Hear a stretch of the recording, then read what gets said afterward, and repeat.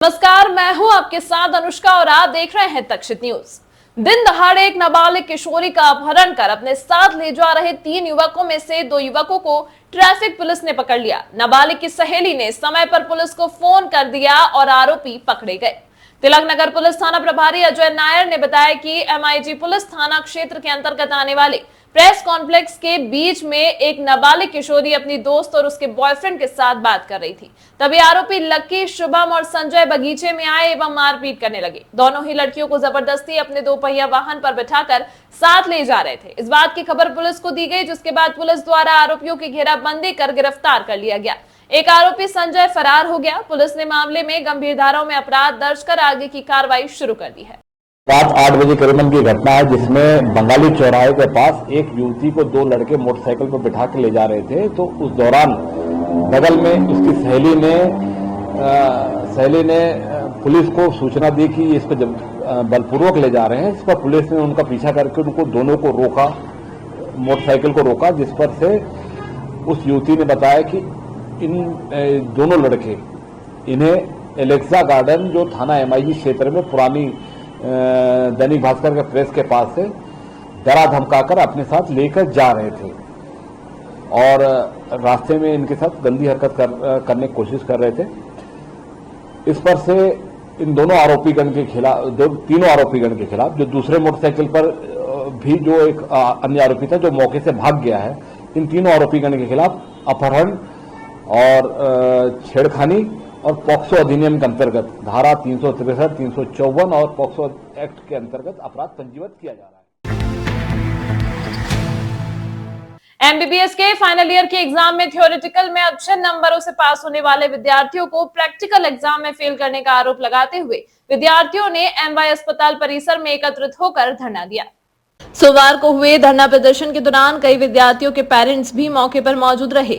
दरअसल MBBS final year के विद्यार्थियों का कहना है कि 180 के लगभग विद्यार्थियों ने परीक्षा दी थी, जिसमें से 40 स्टूडेंट्स को सर्जरी विभाग के द्वारा काफी कम नंबरों से फेल कर दिया गया है, जिसको लेकर उन्होंने डिपार्टमेंट को शिकायत की है। तो वहीं बच्चों के पालकों का कहना है कि फिलहाल संबंधित विभाग द्वारा उन्हें सकारात्मक आश्वासन देते हुए मामले में जाँच की बात कही गई है। यदि उनकी सुनवाई नहीं हुई तो वह उच्च स्तर की कार्रवाई करेंगे। वहीं इस मामले में मीडिया ने सर्जरी विभाग के डॉक्टर मनीष कौशल से संपर्क करने की कोशिश की, किंतु उनसे संपर्क नहीं हो पाया।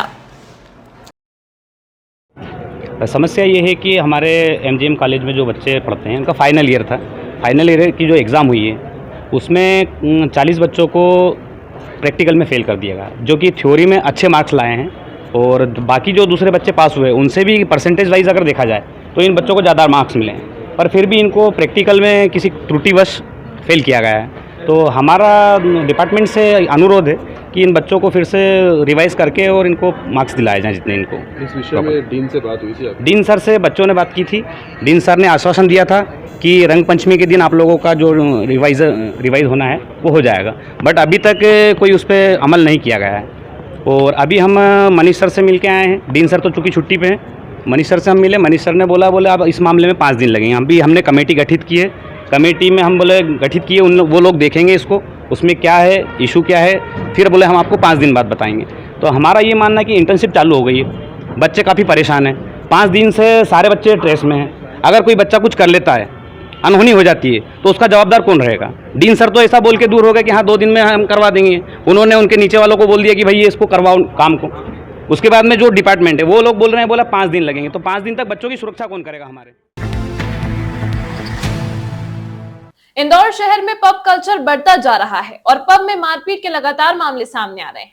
ऐसा ही मामला लसूरिया क्षेत्र के स्ट्राइकर पब में एक टेबल रिजर्व होने की बात पर एक युवती और उसके साथियों का पब के मैनेजर से विवाद हो गया। विवाद इतना बढ़ गया कि पब के मैनेजर और इस पब के अन्य कर्मचारियों ने युवती और अन्य कस्टमर के साथ मारपीट शुरू कर दी। पुलिस तत्काल मौके पर पहुंची और पूरे मामले की जांच शुरू की। पुलिस पब पर सख्त कार्रवाई करने की भी बात कह रही है। जी, ये स्ट्राइकर पब में अभी विवाद की जानकारी मिली थी और इसमें ये पुलिस ने तत्काल मौके पे पहुंच के विधिवत कार्रवाई की है और मतलब क्राउड को डिस्पर्स किया। किस बात को लेकर विवाद हुआ था इसमें? वो कुछ बेसिकली वो टेबल, रिजर्व टेबल को लेके कुछ विवाद था। तो उसमें बेसिकली क्लब के मेंबर्स का बदतमीजी करने का मामला सामने आ रहा है सर, कुछ कस्टमर्स से। कोई बियर की बोतल वगैरह भी सेल पे पड़ी है इसकी? जी अभी ये जांच चल रही है, अभी पुष्टि नहीं हो पाई है इस चीज़ सर, की। कहाँ पर स्थित है ये पब और कितनी बजे तक की चल रहा था ये? ये लसूड़िया थाना क्षेत्र में स्थित है पब, और ये करीब लगभग 12 बजे के 12 सवा 12 के आसपास चल रहा था। तो इस पे अभी विधिवत कार्रवाई की जाएगी और 188 की एफआईआर की जाएगी। इंदौर के एरोड्रम थाना क्षेत्र में एक इलेक्ट्रॉनिक दुकान को चोरों ने निशाना बनाया और चोरी की वारदात को अंजाम देकर फरार हो गए हैं। घटना के समय दुकानदार का पुत्र दुकान में ही सो रहा था, पर उसे भनक भी नहीं लगी। छोटा पांगरदा रोड की हरिओम इलेक्ट्रॉनिक को चोरों ने निशाना बनाया और दुकान के ताले तोड़कर दुकान के अंदर घुसे और तकरीबन 60,000 रुपए चुरा कर फरार हो गए। वहीं जब चोर दुकान के अंदर घुसे और चोरी की वारदात को अंजाम दे रहे थे, उस समय दुकान संचालक का छोटा लड़का दुकान के अंदर ही सो रहा था। अचानक दुकान के अंदर जिस तरह से हलचल हुई तो वह उठकर देखने लगा। इसी दौरान चोर दुकान के अंदर से चोरी की वारदात को अंजाम देकर फरार हो गए। इसके बाद पूरे मामले की जानकारी दुकान संचालक के लड़के ने अपने पिता ओम जाट को दी। दुकान संचालक ओम जाट का कहना है कि दुकान में तकरीबन लाखों रुपए के मोबाइल फोन व अन्य सामान रखा हुआ था, लेकिन गनीमत रही कि जिस अलमारी में उन्होंने लाखों रुपए के मोबाइल छिपा कर रखे थे वहां तक चोर नहीं पहुंच पाए। वहीं दुकान संचालक ओम जाट का तो यह भी कहना है कि उनकी दुकान को दूसरी बार चोरों ने निशाना बनाया है। इसके पहले भी एक चोरी की वारदात को बदमाशों ने अंजाम दिया था। ये रात को करीबन 1:30 से 2 बजे के बीच की बात है। हम सो रहे थे घर पे और एक बालक यही दुकान में सो रहा था, तो 2 लड़के आए और अंदर घुसे। 5 मिनट भी नहीं लगे उनको। 2 ताले थे लगे हुए, जिसमें से एक ताला तोड़ दिया और दूसरा ताला उससे न टूटने के कारण उन्होंने उसका नकुचा शटर का काट के और अंदर घुसे। अंदर से सारा सामान उन्होंने चेक करा क्या क्या है क्या क्या नहीं है, और उसमें कुछ मोबाइल तो हम निकाल के और रख देते हैं, ताकि मोबाइल थे करीबन ये समझ लो कि 15 लाख रुपए के 20 लाख रुपए के आसपास के मोबाइल रखे हुए थे। 5-7 आईफोन थे।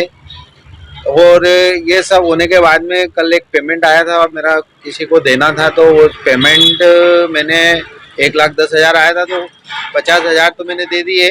बाकी 60,000 रुपये यहाँ रखे हुए थे और वो 60,000 रुपये ही गए हैं। और बाकी तो और कुछ ऐसा लग नहीं रहा है कि कुछ गया है। 2-4 मोबाइल जो थे वो खुले ग्राहक के थे, वो भी साइड में रखे हुए थे, तो उसके कारण उनको या तो वो दिखे नहीं और वहाँ तक पहुँचे नहीं। बाकी बैग में उन्होंने बैग पूरा खोल लिया और बैग में कुछ पैसे और कुछ ज़रूरी डॉक्यूमेंट रखे थे, उसमें से कुछ डॉक्यूमेंट और पैसे ले गए। पुलिस तो रात को आई गई थी और ये अभी चोरी नहीं हुई है, इसके पहले साल भर में ये दूसरी बार चोरी हो गई मेरे यहाँ पे। और पहली बार भी चोरी हुई तो उसमें वही हुआ, पुलिस के अपन ने शिकायत करी, पुलिस ने उसमें बहुत लंबा टाइम लगाया, फिर बड़ी मुश्किल से वो जो चोर है वो जाके वो पकड़ा है। आचार संहिता लगने के बाद लाइसेंसी शस्त्र के जमा होने का सिलसिला लगातार जारी है। अब तक नहीं हो पाए 100% शस्त्र जमा। दरअसल आचार संहिता में कानून के तहत लाइसेंसी बंदूक, पिस्टल और अन्य शस्त्रों को जमा करने के आदेश कलेक्टर द्वारा जारी किए गए थे। इसी कड़ी में शस्त्रधारियों के द्वारा लगातार शस्त्रों को जमा किए जाने का सिलसिला जारी है, लेकिन अभी भी एक लंबी लिस्ट उन लोगों की है जिन्होंने अभी तक अपने शस्त्र को जमा नहीं किया है। वहीं शस्त्र जमा के नियम को लेकर अपर कलेक्टर का कहना है कि शासन द्वारा कुछ चिन्हित श्रेणी के लोगों को छूट दी गई है, जिनमें वरिष्ठ अधिकारी, रिटायर्ड वरिष्ठ अधिकारी, सिक्योरिटी गार्ड और नेशनल शूटर शामिल हैं। इनके अलावा बाकी सभी को आचार संहिता के मद्देनजर अपने शस्त्रों को जमा करना अनिवार्य है। अभी जिस दिन से आचार संहिता लागू हुई है उसके बाद से ये निर्देश जारी किए गए हैं कि कुछ विशेष कैटेगरीज के लोगों को छोड़कर जिन्हें शासन से छूट प्राप्त है, उनके अलावा अन्य सभी अपने शस्त्र संबंधित थानों में या जो अधिकृत आर्म्स डीलर हैं उनके यहाँ पर जमा कराएं। जो छूट प्राप्त हैं उसमें वरिष्ठ शासकीय अधिकारीगण एवं जो उसमें से कुछ वरिष्ठ शासकीय रिटायर्ड पर्सन भी हैं, और साथ ही साथ जो नेशनल शूटर है या प्रतियोगिताओं में भाग लेने वाले लोग हैं, एवं जो बैंकों में सुरक्षा कर्मी हैं, गार्ड हैं, उनको इसमें छूट प्रदान की गई है। तमाम महत्वपूर्ण खबरों के लिए देखते रहिए तक्षक न्यूज।